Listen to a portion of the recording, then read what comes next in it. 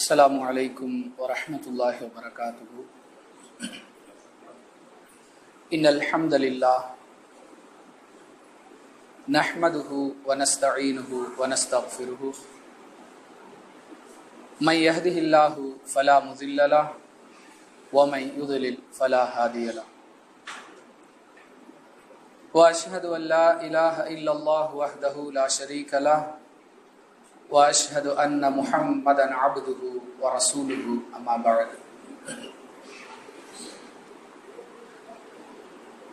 பேரன்பிற்கும் பெரும் மதிப்பிற்கும் உரிய எல்லாம் வல்ல அல்லாஹ் ஜல்ல ஷானஹு தஆலாவின் நல்லடியார்களே, அல்லாஹுவின் பேரருளால் அவனுடைய கட்டளையாகிய இந்த ஜும்ஆவுடைய வணக்கத்தை நிறைவேற்றுவதற்கும் அதன் ஒரு பகுதியாக அவனுடைய மார்க்கத்தை அதன் தூய வடிவில் அறிந்து கொள்வதற்குமான நல்லதொரு வாய்ப்பை நாம் எல்லாம் பெற்றிருக்கின்றோம். அன்பிற்குரிய சகோதர சகோதரிகளே, உலக மக்கள் அனைவருமே ஒரு ஆண் பெண்ணிலிருந்து பிறந்தவர்கள் என்றாலும் அவர்களுக்கு மத்தியில் குணாதிசயங்களில் மிக பெரும் வேறுபாடுகளை நம்மால் நடைமுறையில் பார்க்க முடிகின்றது. தோற்றத்தில் எப்படி மாறுபட்ட வடிவங்களை பெற்றிருக்கிறோமோ அதே போன்று குணாதிசயங்களிலும் பண்புகளிலும் பழக்க வழக்கங்களிலும் மிக பெரிய அளவிலான வேறுபாடுகளை மனிதர்களுக்கு மத்தியிலே நாம் நடைமுறையில் பார்க்கின்றோம். ஒருவர் தாராளமாக செலவிடக்கூடிய தன்மை உள்ளவராக இருக்கிறார் என்றால் இன்னொருவர் மிகப்பெரிய கஞ்சனாக இருக்கிறார். ஒருவர் எல்லோரிடத்திலும் மகிழ்வாக நடந்து கொள்ளக்கூடியவராக இருக்கிறார் என்றால் இன்னொருவர் நேர் மாற்றமாக மனிதர்களுடைய வாடையே வேண்டாம் என்று நடந்து கொள்கிறார். ஒருவர் இயன்ற அளவு உண்மை பேசக்கூடியவராக இருக்கிறார் என்றால் அதற்கு நேர் மாற்றமாக இன்னொருவர் இயன்ற அளவிற்கு பொய்யையே பேசக்கூடியவராக இருக்கிறார். சுருக்கமாக சொன்னால் ஒட்டுமொத்த மனிதர்களுடைய பண்புகளை இரண்டு வகையாக பிரிக்கலாம். ஒன்று நன்மையானவை, இன்னொரு வகை தீமையானவை. அன்பானவர்களே, எப்படி நம்முடைய பண்பு நல்லதா அல்லது தீயதா என்பதை நாம் விளங்கிக் கொள்வது? எல்லோருமே தங்களுடைய நடவடிக்கைகளை நான் நல்லவன் என்று கூறி நியாயப்படுத்தக்கூடிய நிலையைத்தான் பார்க்கிறோம். மகா அயோக்கியனாக இருக்கக்கூடிய ஒருவர் கூட தன்னளவில் என்னை பொறுத்த வரைக்கும் நான் நல்லவன், அவர் சொல்லக்கூடிய வார்த்தையே நீங்களெல்லாம் என்னை நல்லவன் என்று நம்ப வேண்டும் என்று நான் எதிர்பார்க்கவில்லை என்பதை தெளிவுபடுத்துகிறது. என்னை பொறுத்தவரை நான் சரியாக இருக்கிறேன், என்னை பொறுத்தவரை நான் நல்லவன், என்னை பொறுத்தவரை என்னுடைய செயல்கள் சரியானவை. இப்படித்தான் பெரும்பாலான மனிதர்களுடைய வார்த்தை பிரயோகங்கள் நடைமுறையில் இருப்பதை பார்க்கிறோம். இல்லைங்க, நீங்க அப்படி செஞ்சிருக்க கூடாது, நீங்க திருப்தி படுற மாதிரி நான் நடக்கணும்னு அவசியம் இல்லைங்க, என்னை பொறுத்த வரைக்கும் நான் நல்லவன். அன்பானவர்களே, எனக்கு நானே நல்லவன் என்று நற்சான்று வழங்குவது சரியா, அல்லது எது நன்மை எது தீமை என்பதற்கு மார்க்கம் சொல்லக்கூடிய அளவுகோலை அடிப்படையாக வைத்து நான் நல்லவனா அல்லது தீயவனா என்பது முடிவு செய்வது சரியா என்று யோசித்தால் எல்லோருமே சொல்லுவோம், இல்லைங்க நமக்கு நாமே நல்லவன் முத்திர குத்திரக்கூடாது. அப்படி என்றால் பெருமானார் ஸல்லல்லாஹு அலைஹி வஸல்லம் அவர்கள் அதற்கு ஒரு விளக்கம் கொடுக்கிறார்கள். இப்னு மாஜாவில் இடம்பெறக்கூடிய 4992வது ஹதீஸிலே பார்க்கிறோம். நவாஸ் பின் சம்ஆன் ரலியல்லாஹு அன்ஹு என்ற ஒரு நபி தோழர் சொல்றாங்க, நான் பெருமானார் ஸல்லல்லாஹு அலைஹி வஸல்லம் அவர்களிடத்துல நன்மை மற்றும் தீமைகளை பற்றி விளக்கம் கேட்டேன். யார சொல்லலாம், எது நன்மை எது தீமை, நன்மைனா என்ன தீமைனா என்ன என்பதற்கான வரை விலக்கணம். அல்லாஹ்வுடைய தூதர் அவர்கள் சொன்னார்கள், நன்மை என்பது நற்பண்பு. இதுக்கு பெருசா விளக்கம் கொடுக்கல, சுருக்கமாக அனைத்தையுமே அதற்குள் அடக்கி விட்டார்கள். நன்மை என்பது நற்பண்பு. எது உனக்கு நெருடலை ஏற்படுத்துமோ, எதை மற்றவர்கள் பார்க்க கூடாது என்று நீ நினைப்பாயோ அது தீமை. மற்றவங்க சொல்லணுங்கிற அவசியம் கூட இல்ல. நம்மிடத்துல ஒரு செயல் நம்மிலிருந்து வெளிப்படுகிறது அல்லது நம்மிடம் ஒரு குணம் இருக்கிறது, நமக்கே தெரிகிறது இது ஒரு அருவருக்கத்தக்க நெருடலான வெறுக்கத்தக்க நம்மை விட்டு போக வேண்டிய ஒரு விஷயமா இருக்குதே. உதாரணத்துக்கு சொல்வதாக இருந்தால், முன்கோபி அவரே சொல்லுகிறார், எனக்கே தெரியுதுங்க நான் தேவையில்லாம கோவப்படுறேன், எனக்கே தெரியுது, எப்படியாவது அது என்னிடத்திலிருந்து போகணும். அப்படி என்றால் நமக்கே அது பற்றி நெருடல் இருக்கிறது. அல்லாஹ்வுடைய தூதர் சொல்லக்கூடிய விளக்கம் அதுதான். எது உங்களுக்கு நெருடலை ஏற்படுத்துமோ, இன்னும் எதை மக்கள் கண்டுக்காம இருக்கணும், யாருக்கும் தெரியக்கூடாதுன்னு நீ மறைக்கணும்னு நினைப்பியோ அது தீமை. அன்பானவர்களை, இந்த அளவுகோலை வைத்துக் கொண்டு நம்மிடம் இருக்க வேண்டிய தீமைகளை களைவது நம் மீது பொறுப்பாக இருக்கிறது. அப்படி களையப்பட வேண்டிய தீய குணங்களுள் ஒன்றுதான் ஈகோ என்று சொல்லப்படக்கூடிய, அதற்கு தமிழ அகராதி பொருள் என்று எடுத்துக்கொண்டால் பல வகையான பொருட்கள்: அகங்காரம், மமதை, திமிர், ஆணவம், கர்வம், நான் என்ற எண்ணம். இதுல எல்லாமே அதுக்கு பொருந்தக்கூடிய ஈகோங்கிற ஆங்கில வார்த்தைக்கு பொருந்தக்கூடியதாக இருக்கிறது. அன்பானவர்களே, ஈகோன்னா என்ன, அதற்கு சொல்லப்பட்ட அகராதி பொருள் இப்ப சொன்னோம் இல்லையா, அதற்குரிய பொருள் என்ன, ஒரு மனிதனிடத்தில் எந்தெந்த வழிகளில் அந்த ஈகோ வருகிறது, அதனால் ஏற்படக்கூடிய பாதிப்பு என்ன, அதை களைவதற்குரிய வழிகள் என்ன என்ற கேள்விகளுக்குரிய பதிலைத்தான் இன்றைய ஜும்ஆவுடைய சிந்தனையாக நாம் பெற்றுக்கொள்ளவிருக்கிறோம். அன்பானவர்களே, அதற்குரிய பொருள் இதுதான். அகராதி பொருள் என்று எடுத்துக்கொண்டாலும் சரி, நடைமுறையில் உள்ள நிகழ்வுகளை வைத்து அர்த்தம் சொல்வதாக இருந்தாலும் சரி, தானுங்கிற திமிர்ல அலைறான் பாத்தீங்களா அப்படின்னு யாரையாவது சொல்லுகிறோம் என்றால் அது ஈகோவோடு தொடர்புடையது. அதுவும் ஒரு வகையான ஈகோ. தனக்கு மட்டும்தான் எல்லாம் தெரியும், நான் சொல்றது மட்டும்தான் சரி, இதுவெல்லாம் ஒன்றோடொன்று சம்பந்தப்பட்டவை. இந்த தன்மைக்கு தான் சுருக்கமாக இந்த வார்த்தையை கொண்டு அடையாளப்படுத்துகிறோம். அன்பானவர்களே, இன்னும் சிலர் ஒருவரை விட இன்னொருவர் படித்தவராக இருக்கிறார், ஒருவரை விட இன்னொருவர் அழகானவராக இருக்கிறார், ஒருவரை விட இன்னொருவர் பணக்காரராக இருக்கிறார், பலசாலியாக இருக்கிறார், விவரம் தெரிந்தவராக இருக்கிறார், சமூக செல்வாக்கு பெற்றவராக இருக்கிறார், ஆளுமை திறன் மேம்பட்டவராக இருக்கிறார்.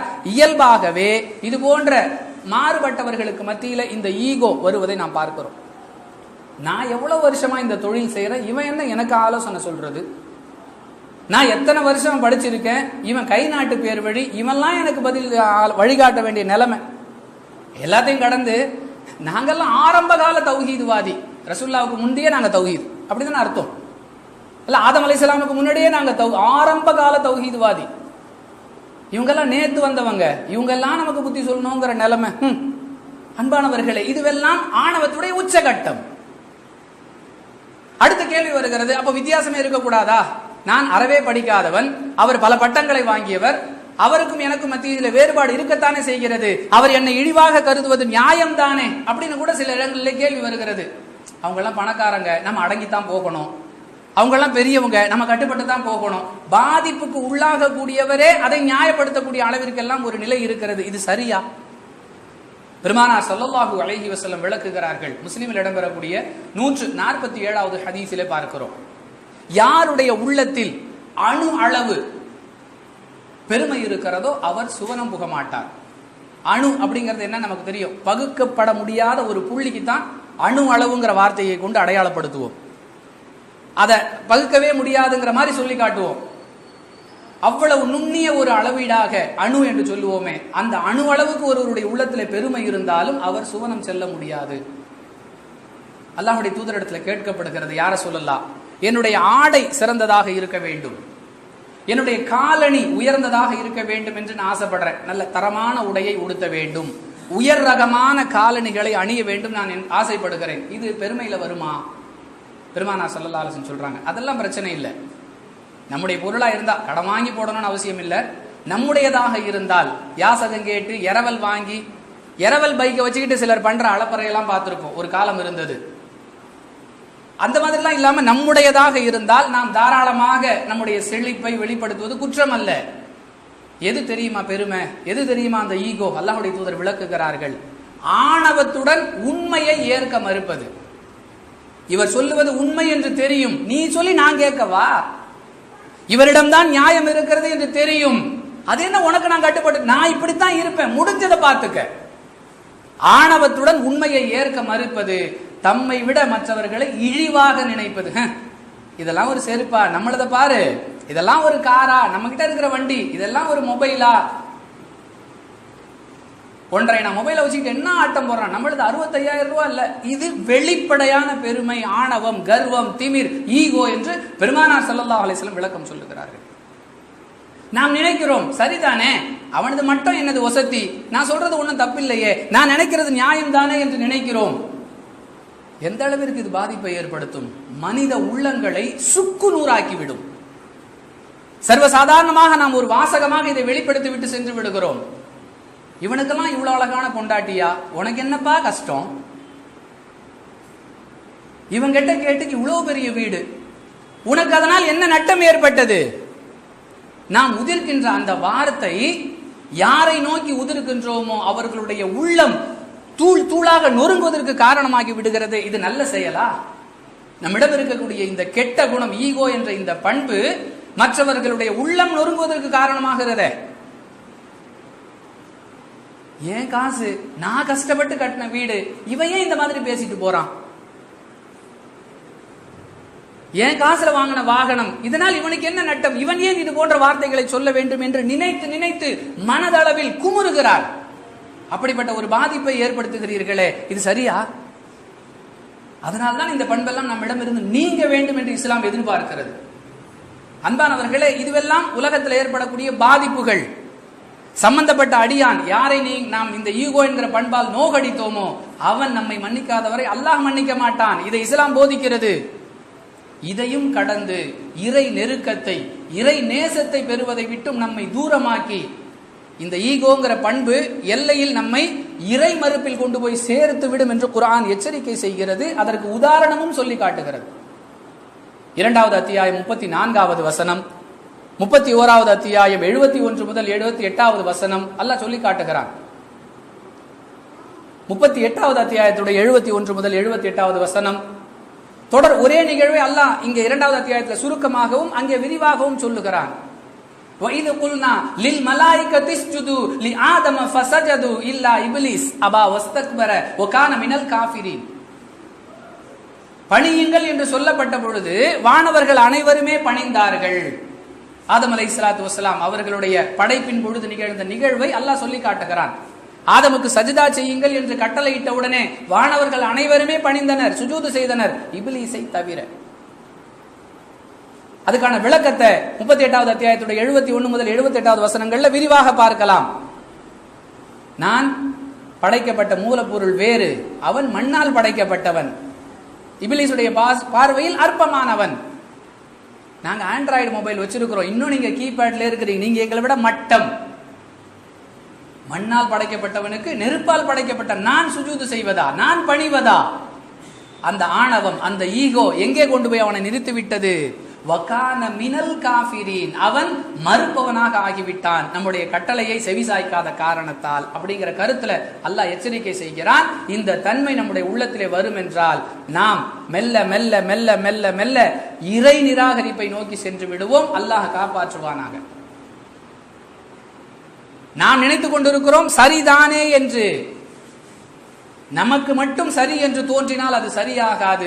எந்த மார்க்கத்தை நம்முடைய வாழ்வியல் நெறியாக நாம் ஏற்றிருக்கிறோமோ அதை இந்த பண்போடு உரசி பார்த்து அந்த மார்க்கம் இது சரி என்று சொல்லுகிறதா?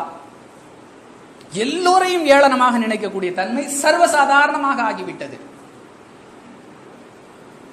எல்லோரையும் ஏளனமாக நினைப்பது. ஏனென்றால் நாம் ஒரு செயலை செய்து விட்டோம், அதை நியாயப்படுத்த வேண்டும். யாரெல்லாம் அதை தவறு என்று சுட்டி காட்டுகிறார்களோ அவர்களை மட்டப்படுத்தி விட்டால் நம்முடைய செயல் நியாயமாகிவிடும்.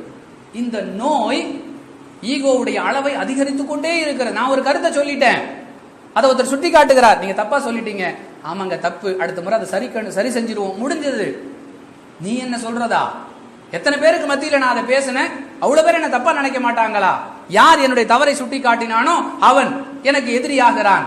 அவனை பற்றிய தப்பெண்ணம், தேவையற்ற குரோதம் அப்படியே உள்ளத்துல வளர்ந்து வளர்ந்து வளர்ந்து வகான மினல் காஃபிரீன் அல்லாஹ் சொல்லுகிறானே. அன்பானவர்களே, அவ்வளவு பெரிய பாதிப்பை ஏற்படுத்தக்கூடிய ஒரு நச்சு பண்பு தான் இந்த ஈகோ.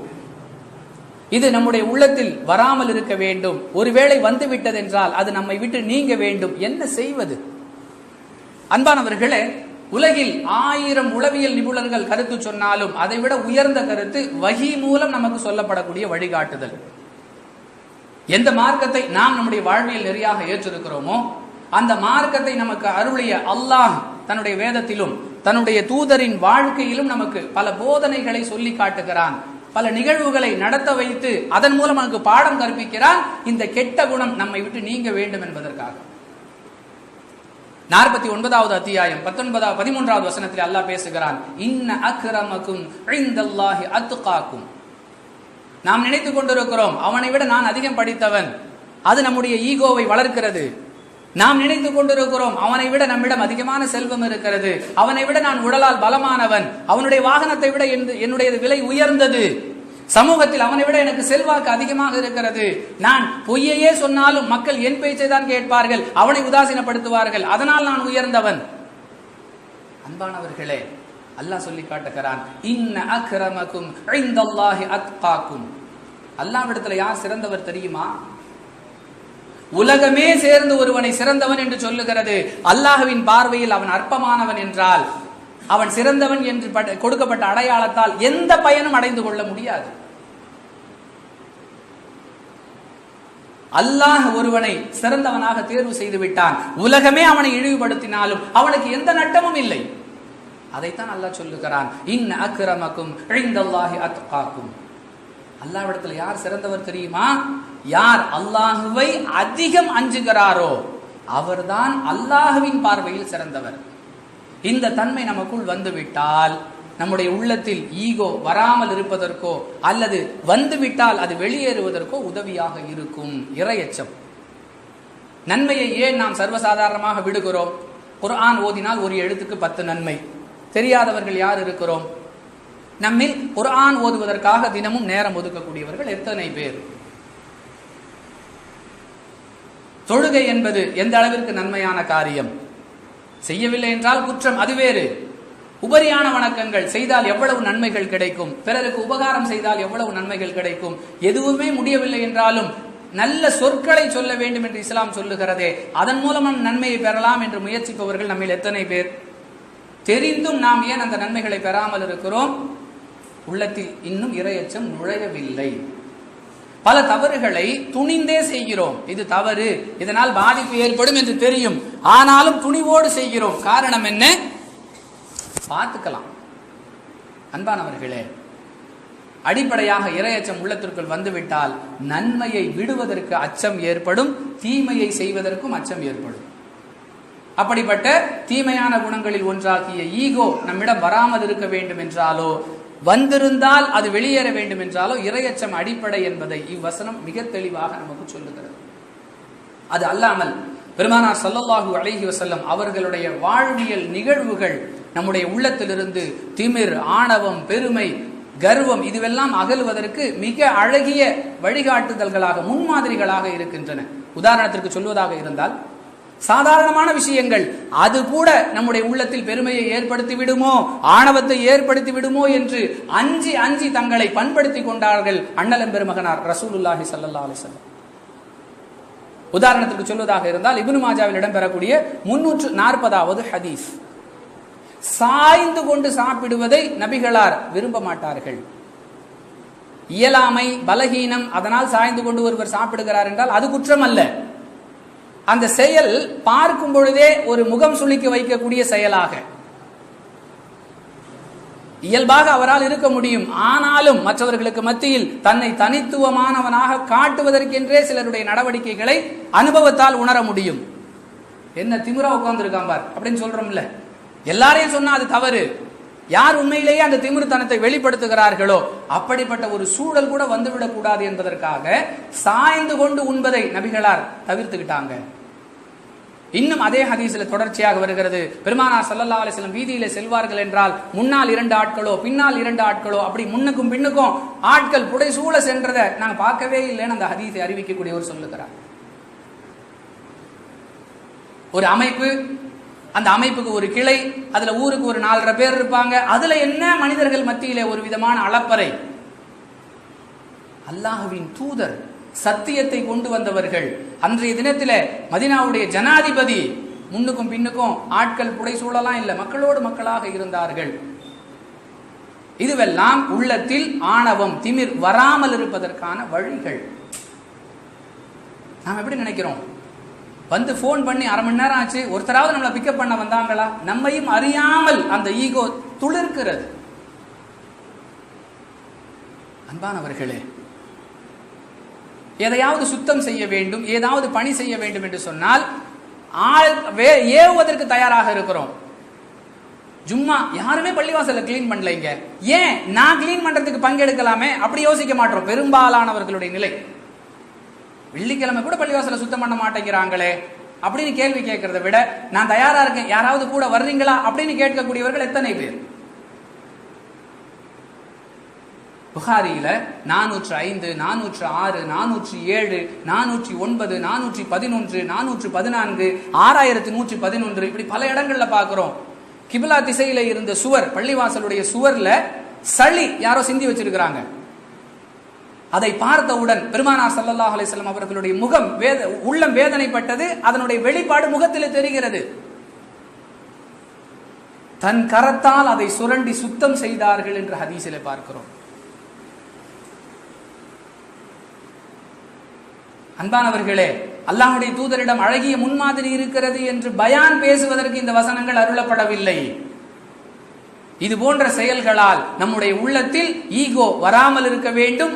இருக்கும் என்றால் அதை வெளியேற்றுவதற்கு இது போன்ற செயல்கள் உதவியாக இருக்க வேண்டும்.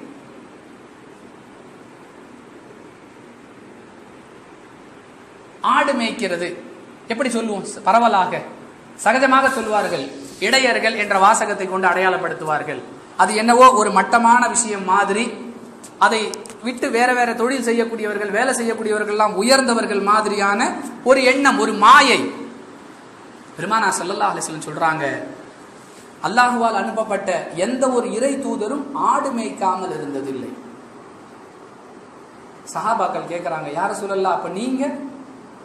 நானும் மக்காவாசிகளிடம் சொற்ப கூலிக்காக ஆடு மேய்த்து இருக்கிறேன். இன்னைக்கு காலேஜ், ஸ்கூலு, பெரிய பெரிய பல்கலைக்கழகங்களை எல்லாம் நடத்தக்கூடியவர்கள் முன்னாடி எப்படிலாம் இருந்திருப்பாங்க? இன்னைக்கு ஒரு கட்சியில ஒரு பிரமுகராக, ஒரு பெரிய சங்கத்துல ஒரு அடையாளமான நபராக ஆகிட்டு, அவர்களுடைய ஆரம்ப நிலையெல்லாம் எப்படின்னு கேட்டா, எதையாவது பொய்யை சொல்லித்தான் தன்னுடைய கௌரவத்தை தக்க வைக்க முயற்சி செய்வார்களே தவிர, உண்மையை சொன்னால் தன்னுடைய இமேஜ் டேமேஜ் ஆகுங்கிற ஒரு பயம். சொற்ப மக்காவாசிகள் கொடுத்த சொற்ப கூலிக்காக நான் ஆடு மேய்த்துக் கொண்டிருந்தேன். இதை சொன்னா நம்முடைய கௌரவம் குறையுமா அப்படின்னா அல்லாஹ்வுடைய தூதர் யோசிக்கவே இல்லை. இதை சொல்லும் பொழுது அவருடைய நிலை என்ன? ஒரு ஆட்சி தலைவர், ஒரு ஆன்மீக தலைவர் அப்படித்தான் யோசித்தார்களே தவிர, நாமும் சில விஷயங்களை வெளிப்படையாக தேவையில்லாம சொல்லணுங்கிற அவசியம் இல்லை. தேவை ஏற்படும் பொழுது மறைக்க தேவையில்லை. இதனால நம்முடைய கௌரவம் பாதிக்கப்படுமோ? நிச்சயமாக பாதிக்காது. புகாரில 2262வது செய்தியில பார்க்கிறோம். அன்பானவர்களே, பொதுவாக எப்படி எங்கு சென்றாலும் நாம் முன் இருக்க வேண்டும். நம்ம சொல்லுவாங்கல்ல, நடுவு வீட்டில் கூப்பிட்டு உட்கார வைக்கணும்னு ஆசைப்படுறான் அப்படின்னு சொல்லுவோம்ல. எங்கு சென்றாலும் நமக்கென்று தனி அடையாளம், நமக்கென்று தனி மரியாதை, நமக்கென்று தனி கௌரவம். இப்படித்தான் பெரும்பாலானவர்களுடைய உள்ளத்தில், ஏன் அவர்களுக்கே தெரியாமல் அவர்களுடைய உள்ளங்களிலே குடியிருக்கக்கூடிய அந்த ஈகோ அவர்களை அப்படியெல்லாம் நினைக்க தூண்டுகிறது. அன்பானவர்களே, பெருமானார் ஸல்லல்லாஹு அலைஹி வஸல்லம் அவர்களுடைய நிலை எப்படி இருந்தது? அல்லாஹ்வுடைய தூதருக்கு சொந்தமாக ஒரு ஒட்டகம் இருந்தது. வேகமாக ஓடக்கூடியது. எந்த பந்தயத்தில் பங்கெடுத்தாலும் அது முந்தி வந்துவிடும். இதுதான் வழக்கம். ஆனால் ஒரு கிராமவாசியுடைய ஒட்டகம் ரசூலுல்லாஹி ஸல்லல்லாஹு அலைஹி வஸல்லம் அவர்களுடைய ஒட்டகத்தை முந்தி போகுது. இதை பார்த்த உடனே முஸ்லிம்களுக்கு எல்லாம் வருத்தம். ரசூலுல்லாஹ்வுடைய ஒட்டகத்தையே முந்திருச்சே, தப்புலாம் இல்ல. ஒரு நபிகளார் மீது உள்ள பிரியம் இப்படி வெளிப்படுகிறது. இது இந்த விஷயத்தெல்லாம் நபிகளார் மீது உள்ள பிரியத்தை வெளிப்படுத்தக்கூடாது, தவறு. அல்லாஹ்வுடைய தூதர் அதை கவனிக்கிறாங்க. அந்த கிராமவாசியுடைய ஒட்டகம் தன்னுடைய ஒட்டகத்தை முந்தி விட்டதை முஸ்லிம்களால் தாங்கிக் கொள்ள முடியலைங்கிறது அல்லாஹ்வுடைய தூதர் கவனிச்சுட்டு சொல்றாங்க, அல்லாஹ் உயர்த்திய எதையும் தாழ்த்தாமல் இருப்பதில்லை. உச்சத்தில் இருப்பார்கள், புகழுடைய இமயத்தில் இருப்பார்கள். அடையாளமற்றவர்களாக, முகவரியற்றவர்களாக ஆகிவிடுவார்கள். இது அல்லாஹ்வுடைய ஏற்பாடு. தில்கல் அய்யாமு நுதாவிலுஹா பைனன் நாஸ். இந்த வாழ்க்கையை அல்லாஹ் ஒரு சக்கரத்திற்கு உதாரணமாக சொல்லுகிறான்.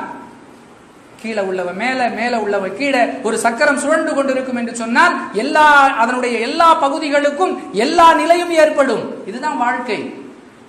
எப்படி சொல்றாங்க? உயர்ந்த நிலையில் உள்ள எதையும் அல்லாஹ் தாழ்த்தாமல் இருப்பதில்லை. நம்ம என்ன சொல்லுவோம்? அது என்னங்க ரொம்ப ஸ்லோவா வர்றீங்க, கொஞ்சம் வண்டி சரியில்லை, பிரேக் சரியில்லை, ஆக்சிலேட்டர் கிரிப்பா இல்ல, கிளட்ச் லூசா இருக்குது, அந்த மாதிரிலாம் சப்பக்கட்டு கட்டவே இல்லை.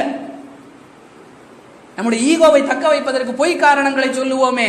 அல்லாஹ்வுடைய தூதர் சொல்லி இருந்தால் அந்த கூட்டம் கண்மூடித்தனமாக நம்புவதற்கு தயாராக இருந்தார்கள். அந்த அளவிற்கு அல்லாஹ்வுடைய தூதருடைய வார்த்தைகளின் மீது அவர்களுக்கு நம்பிக்கை. அந்த வாய்ப்பை பயன்படுத்தி கூட அவர்கள் எதையும் சொல்லவில்லை. அல்லாஹ் உயர்த்திய எதையும் தாழ்த்தாம விட மாட்டான்.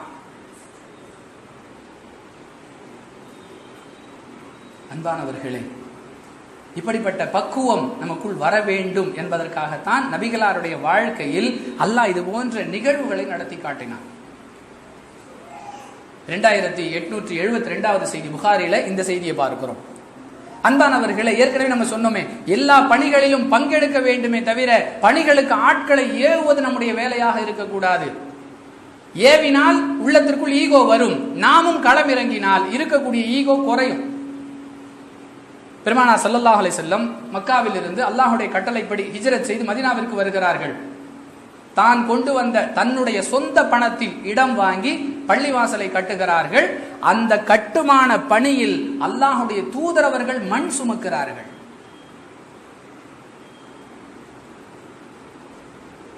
யோசித்து பாருங்கள்.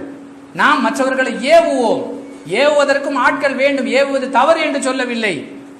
என்னால் 10 வேலைத்தான் செய்ய முடியும், மீதமுள்ள 90 வேலைகளுக்கு ஆட்களை ஏவுவது நியாயம். நான் வெறும் ஏவுபவனாக மட்டுமே இருப்பேன், களம் காண மாட்டேன். சொல்லுவாங்கல்ல, கையில பசையே படக்கூடாது, எல்லா வேலையும் முடிஞ்சிடணும்.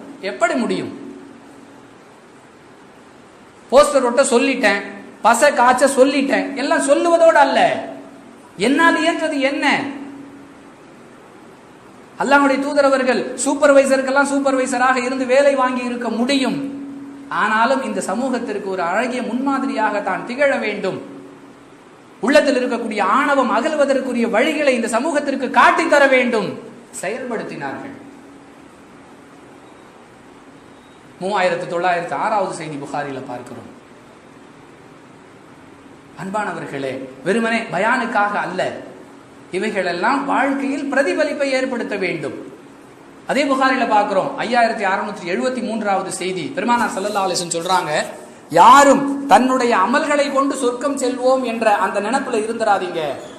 நான் நிறைய அமல் செஞ்சுட்டேன், நான் 40 வருஷமா தஹஜ்ஜுத் தொழுறேன், என்னையெல்லாம் அல்லாஹ் சொர்க்கத்துக்கு அனுப்பாம வேற யார் அனுப்ப போறான், அந்த மாதிரி எண்ணங்கள் வரக்கூடாதுங்கிற கருத்துல யாரும் தங்களுடைய அமல்களால் சுவனம் செல்வோம் என்று எண்ணிவிட வேண்டாம். அல்லாஹ் உங்களுக்கு அருளை கொடுத்தா தான், அல்லாஹ்வுடைய அருள் தான் நீங்க சொர்க்கம் செல்ல அவசியமானதே தவிர அமல்கள் மட்டும் நினைச்சிடாதீங்க. நபித்தோழர்கள், இது நியாயம். நம்மள மாதிரி பொதுமக்களுக்கு நம்முடைய அமல்கள் மட்டும் போதாது, அல்லாஹ்வுடைய அருள் அவசியம். ஆனா அல்லாஹ்வுடைய தூதராகிய நீங்கள் உங்க அமல்களை கொண்டு நீங்க கூட சொர்க்கம் போக முடியாதோ? பெருமானார் ஸல்லல்லாஹு அலைஹி வஸல்லம் சொன்னார்கள், நானும் என்னுடைய அமல்களால் மட்டும் சுவனம் செல்ல முடியாது, அல்லாஹ் தன்னுடைய அருளை என் மீது பொழிந்தாலே தவிர. பொதுமக்கள் உங்களுக்கு தான் அந்த சட்டம், நமக்கெல்லாம் அதெல்லாம் கிடையாது அப்படி சொல்லி தன்னுடைய ஈகோவை தக்க வைத்துக் கொள்ளவில்லை. அல்லாஹ்வுடைய தூதராகிய நானும் என்னுடைய அமல்களால் சுவனம் செல்ல முடியாது, அல்லாஹ் தன்னுடைய அருளை கொண்டு என்னை போர்த்தி கொண்டாலே தவிர. இன்னைக்கு எத்தனை ஏமாற்று வேலைகள்!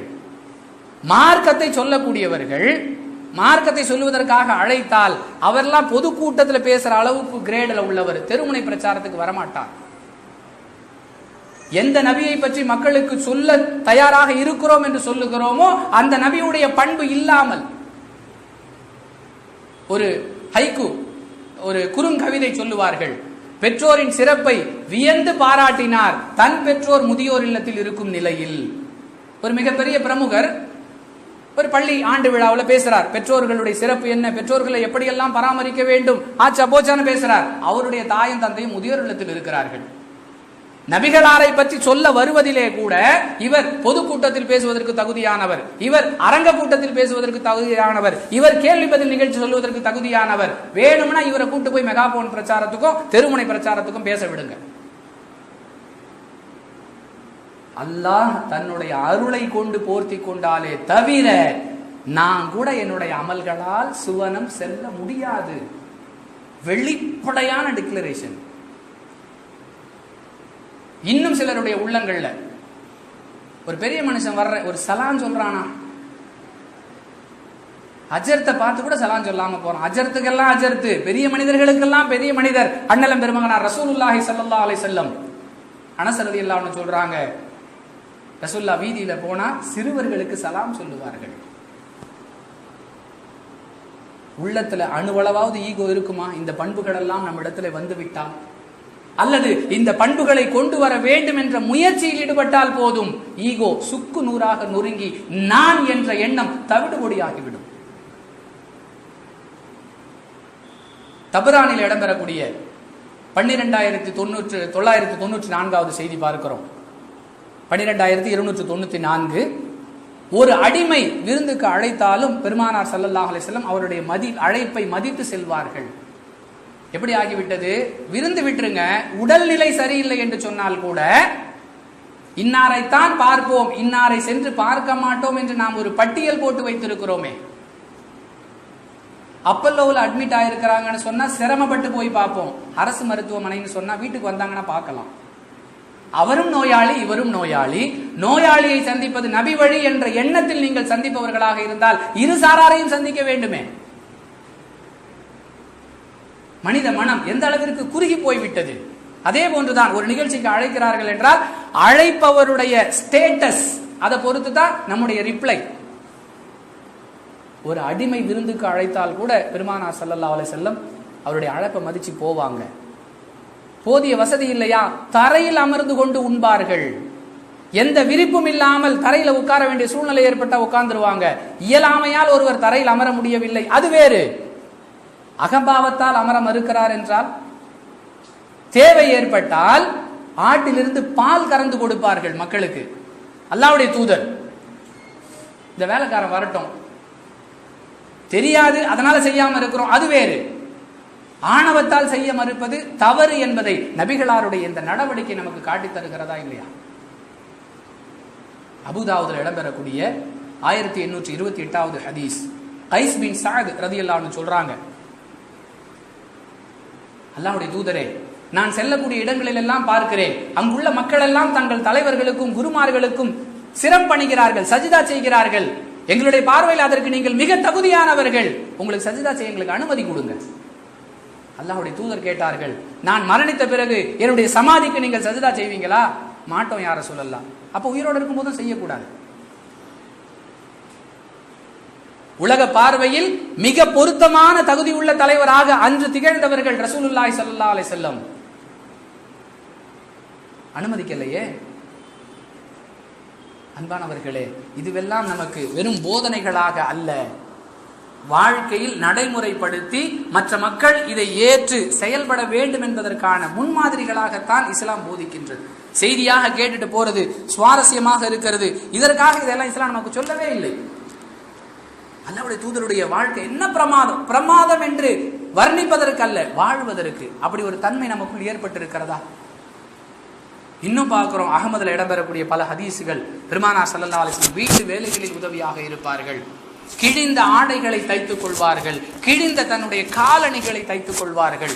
செருப்பு தைக்கக்கூடியவர்களை ஏளனமான வார்த்தையை கொண்டு அடையாளப்படுத்துவது பலருடைய ஈகோவுக்கு அடையாளமாக இருக்கிறது. தனக்குன்னு ஒரு தனி அடையாளம். அல்லாஹ்வுடைய தூதர் அவர்களை யாராவது தேடி வந்தால் ஐயுக்கும் முஹம்மது, இங்க முஹம்மது யாரு கேட்டு தெரிந்து கொள்ளக்கூடிய அளவிற்கு தான் அவர்களுடைய நிலை, நடை, உடை, பாவனை. அவர்களுக்கு என்று தனி சிம்மாசனம், நாற்காலி எதுவுமே இல்லை. எதெல்லாம் ஈகோவை கொண்டு வருமோ அவ்வளவு விஷயங்களுடைய வாசலையும் அடைத்தார்கள்.